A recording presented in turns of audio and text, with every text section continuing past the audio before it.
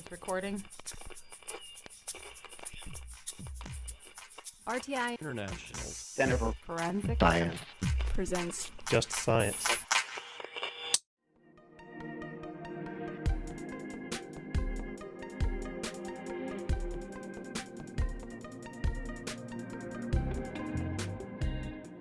And welcome to Just Science, the podcast for forensic science professionals. I'm John Morgan, your host with RTI International Center for Forensic Science.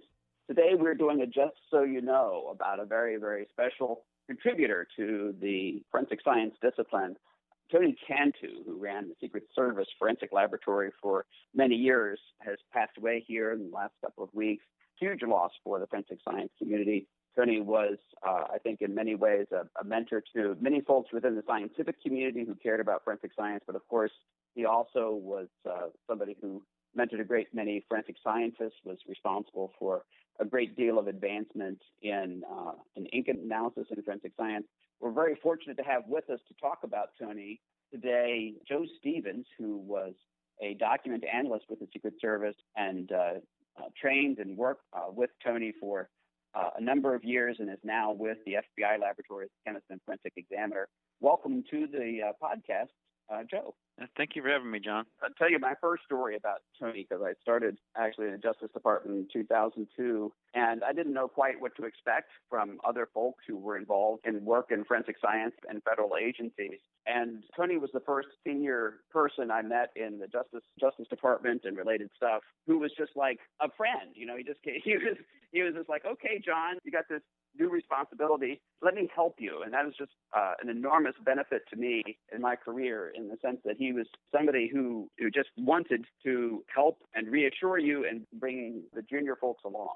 Yeah, one of the qualities of Tony that I remember most is his ability to relate to any level of person. And I first met Tony when I was a contractor with the Secret Service, and then again as a trainee. And he was more than willing to help me on any number of occasions. And I thought that it odd that a man with his seniority and pedigree in terms of publications took the time to spend with me when I was just getting started. Yeah, and one of the interesting things, too, is that Secret Service is very specialized in many ways in its laboratory function. They end up doing an awful lot of unusual document examination. And Tony really learned how to invent the scientific basis behind the work that the Secret Service needed to do. Yeah, he and Richard Brunel put together an ink library, and that ink library has started as basically a collection of pens in Tony's office, and over the decades has grown into quite an enormous collection that's used to attempt to assess the source of an ink and to track when an ink may have been introduced. Yeah, it was one of the first attempts really to look at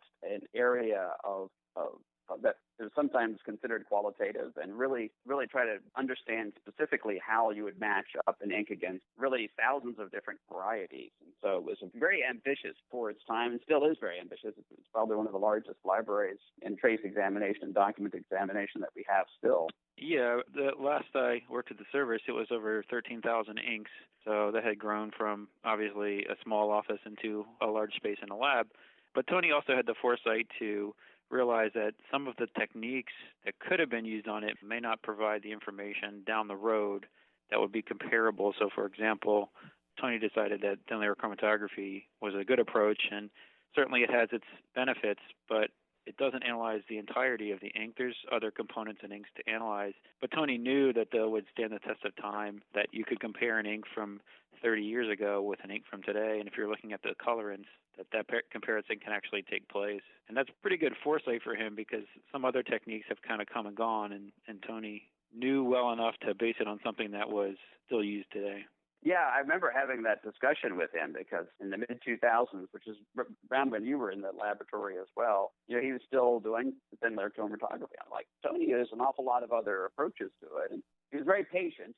Yeah, you know, one of the challenges with inks, and especially question documents that have ink on them, is the examiner doesn't know how long the ink has been on the document. So there are resins and other solvents that are in inks, but those are transient, and some of those can evaporate over time. And Tony knew that, and so he, acknowledged that there were other ways to compare these inks, but the most stable way the most consistent way to do that over a long period of time, and with not knowing the age of the entry, was to use something like the colorants, and to analyze those colorants, thin layer chromatography was the choice. So one of the nice things that, as I mentioned, was that he was committed to the science of forensic science and really did everything he could. He was always contributing to understanding both the NIJ research program, very heavily involved. I was also over at TISWIG and very heavily involved, too, in the Forensic Science Working Group at TISWIG and, of course, at IAI. So I think that's definitely a model that the forensic science community can learn from. It's just like, if it's going to be forensic science, you've got to be engaged directly in the scientific activity if you really want to lead it into the future. Yeah, and Tony was probably one of the grandfathers in terms of teasing out research and some of the things that may have been addressed in some of the panels that I put together in the recent, past decade that aimed to make something more scientific. Tony long ago had started to research both inks and other disciplines where he was trying to bring more science in, bring more population studies, do more to add additional techniques or additional development methods. So that was atypical of the time, I believe. Yeah, we often also don't talk about document examination, and Secret Service does a broader variety of things, but of course that's really where it starts hitting the home runs, is when you get into the document examination. And the folks there, because of Tony, to a very large extent, have really become the world-class laboratory in that area. And I don't think it's really appreciated how critical that is to a wide variety of cases. Even in our electronic age, documents are incredibly important. Obviously, Secret Service is interested in counterfeiting to a large extent, but also they're interested in protecting presidents and cabinet and other American leaders as well. And document examination is extraordinarily important in that regard. Given the specialization that's required and available at the Secret Service, a significant volume of the cases were external agency cases that, assists to locals and states, and in some cases other federal labs. There are cases that, were in the national headlines that documents and contracts that were worth billions of dollars came into question, and the Secret Service was allowed to go to analyze those documents. Yeah, there was one case in particular where I know Tony played a significant role. Talk to me about one of the cases. I know that we had mentioned that some of the issues from World War II. Can you talk to me about that a little bit? Sure, yeah. I'm aware that Tony had worked on a document. It was like an identification card that involved John Demjanjuk, he was also referred to as Ivan the Terrible.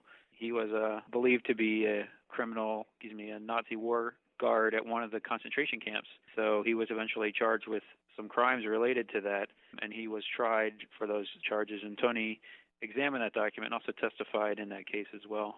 So can you recall exactly what was done to tie the document to Demjanjuk? I believe it was a stamp on a photo. There was some question as to whether or not the stamp on the photo was legitimate or if potentially that was altered in some way. And so Tony had analyzed the stamp and I believe the ink on that stamp to attempt to determine if there was any kind of alteration or fabrication that was involved. So one of the things that, I think is very important with respect to some of the disciplines where they are very, very specialized, and that is to be able to make sure that you have developed a legacy. And we were just sharing it, obviously you are somebody who, your career was enormously helped, but there's some other folks, Robert Romanowski, who I believe is still at Secret Service, and Jerry Laporte. Anybody who knows about our Forensic Technology Center of Excellence knows Jerry's as the head of forensic science at NIJ that funds the FTCOE, and is also somebody who owes a lot in his career to Tony and his work. I know that Tony was actively involved in training a number of examiners, and just in ink alone, he participated in the training of probably more than a dozen individuals, and just in my time at the Secret Service. But then Tony assisted in training fingerprint examiners as well. He also conducted fingerprint research. So even at my time at the service, Tony probably assisted several dozens of examiners. And Tony had worked for probably 35 or 40 years before that, doing the same type of thing, assisting and developing trainees and providing guidance and mentoring to people who were more junior. Joe, how did you wind up at Secret Service working with Tony? Was it something that you were interested in terms of the kind of work that Secret Service was doing at the time, or how did you fall into the Tony Cantu orbit, as it were? Well, I have to say I lucked into the Tony Cantu orbit. I had presented a research paper from a local university at the Secret Service. They were having a open organizational meeting, and I had the opportunity to meet Tony and some other scientists there at the time. And through that presentation, I got offered to contract with that agency to do ink chemistry work, to work on the library at the time. After that, I subsequently applied for it and got a job there. What was interesting about that process was when I applied for the job, I actually had 2 job offers, one for a different agency and one to work with the Secret Service. And I had already worked with Tony and other scientists there. Of all the people that I had interacted with in my professional career, which was limited at the time, Tony was the most warm and welcoming scientist that I had met. And I thought, what better opportunity than to work with him? So I actually chose to work for the Secret Service versus my other offer because Tony worked there and I had a chance to learn from him and sit beside him, basically. Also a good lesson. I think we live in a harsher age in some respects.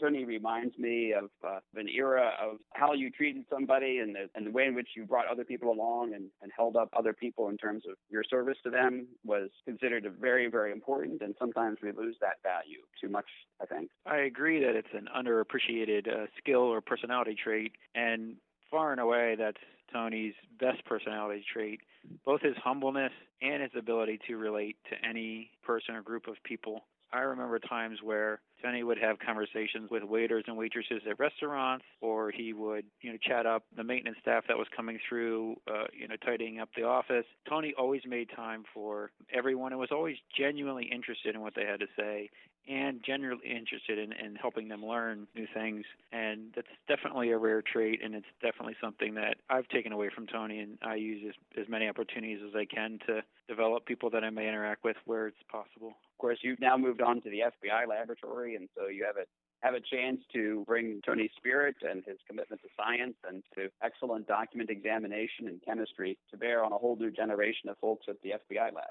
Yeah, and I think of Tony and his diligence and ability to either have the answer or be able to find the answer. And I can vividly remember a specific instance where I was a young trainee and, ran into Tony's office with a great observation I had just seen that I thought was earth-shattering. And Tony heard me out and, listened intelligently, and then went over to his big bookcase that he had and thumbed around a little bit and pulled out a single journal article and showed it to me. And it was from the 1970s, and it had described in basically the exact terms I had just talked about the phenomenon.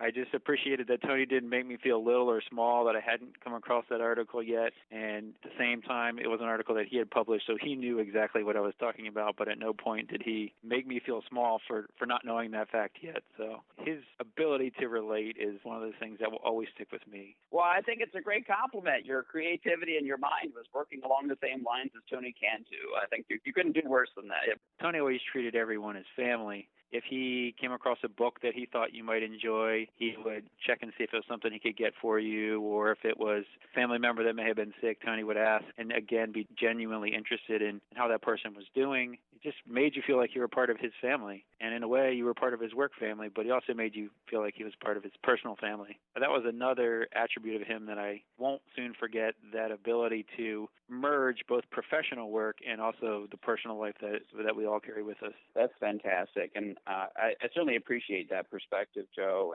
and I appreciate you being on the podcast with us. Joe Stevens with the FBI Laboratory and a former colleague of Tony Cantu's at Secret Service. Thank you. And thank you especially to Tony Cantu for your decade of work and gentlemanly interactions and mentoring with a generation of forensic scientists.